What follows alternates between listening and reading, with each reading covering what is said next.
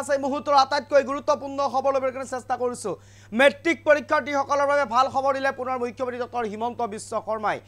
এইবাৰৰ পৰা মেট্ৰিক পৰীক্ষাৰ্থীসকলক মাহে ধন আদায় দিব হিমন্ত চৰকাৰে মেট্ৰিক পৰীক্ষাৰ পূৰ্বৰ 6 মাহৰ প্ৰায় 6 মাহ পূৰ্বৰ প্ৰায় ধন আদায় দিব ধন দিব প্ৰতি মাহে মেট্ৰিক পৰীক্ষাৰ্থীসকলক এই বৃহৎ ঘোষণা কৰিছে মেট্ৰিক পৰীক্ষাৰ্থীসকলক লৈ মুখ্যমন্ত্ৰী ডক্টৰ হিমন্ত বিশ্ব শৰ্মাই এই মুহূৰ্তত সবিশেষ লৈ কাৰণে চেষ্টা কৰিছো মেট্ৰিক পৰীক্ষাৰ্থীসকলৰ বাবে পুনৰ দিলে ভাল খবৰ প্ৰতিগৰাকী মেট্ৰিক পৰীক্ষাৰ্থীক চৰকাৰে দিব ধন মাহে 300 টকাকৈ প্ৰতিগৰাকী শিক্ষাৰ্থীক দিব এই ধন পৰীক্ষাৰ 6 মাহ আগৰ প্ৰায় দিব এই ধন আৰু ইতিমধ্যে পৰীক্ষাৰ 6 মাহ আগৰ প্ৰায় এই ধন দিয়াৰ কথা উল্লেখ কৰিছে মুখ্যমন্ত্ৰী ডক্টৰ হিমন্ত বিশ্ব শৰ্মাই টিউচন লবৰ বাবে এই ধন দিয়াৰ কথা উল্লেখ মুখ্যমন্ত্ৰী গৰাকীৰ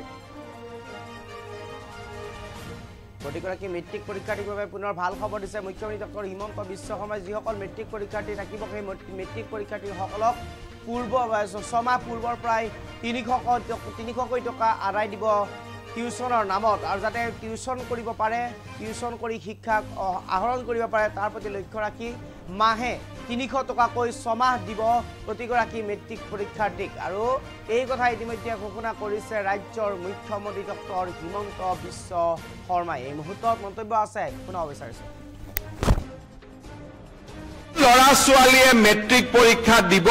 6 মাহ আগৰ পৰা তেওঁলোকৰ বেংক একাউণ্টত মই 300কৈ টকা দিম যাতে মাষ্টৰক আমি টিউচন বা ঘৰত গাঁৱত যোন লৰা ছোৱালী অলপ শিক্ষিত লৰা ছোৱালী থাকে তেওঁলোকে যাতে গধূলি আমাৰ মেট্ৰিক কেণ্ডিডেটখিনিক পঢ়ুৱাব পাৰে এখন গাঁৱত 10 গৰাকী মেট্ৰিক কেণ্ডিডেট আছে গাঁৱতে এজনী পঢ়া জানা ছোৱালী আছে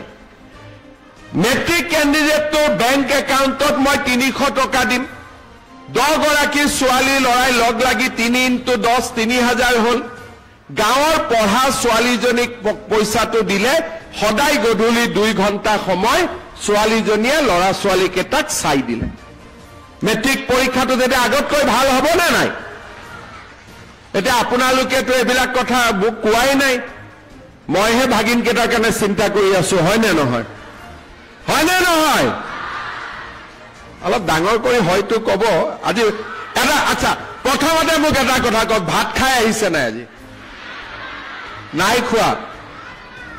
চাহ খাই আহিছে নে নাই কেইটাত আহি গ'ল আপোনালোক 9টা 8টাত কোনে কোনে আহিলে এতিয়া 8টাত আহিলেনো ক'ৰ পৰা ঘৰত ভাতটো খাব পাৰিব